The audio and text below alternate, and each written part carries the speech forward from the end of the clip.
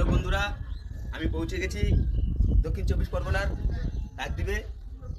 এখানে দেখো প্রচণ্ড পরিমাণে ট্রলার, এখানে প্রায় 16,000-এর উপরে ট্রলার আছে। এখানে এক একটা ট্রলারে 15 থেকে 17 জন কর্মী কাজ করে। এখন এই ট্রলারগুলো বস্তি আছে, অর্থাৎ এই ট্রলারগুলো এখন রিপেয়ারিং হচ্ছে। আর কিছুদিনের মধ্যেই মাছ সমুদ্রে কর্মীরা আমাদের মাছ ধরতে যাবে, বড় বড় ইলিশ ধরে আনবে, নিজের নিকটবর্তী মার্কেটে পৌঁছে যাবে ইলিশ।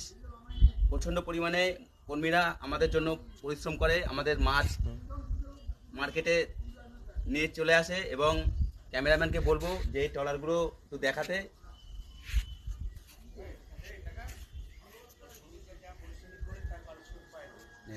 হ্যালো বন্ধুরা, আর একটা কথা, এইখানে যা শ্রমিকরা যা পরিশ্রম করে সেই তুলনায় কিছুই পারিশ্রমিক পায় না। আমি সরকার মহোদয়কে বলবো তাদের জন্য একটা বীমা তৈরি করে দিতে, যাতে তারা একটা নিশ্চিন্তে থাকতে পারে।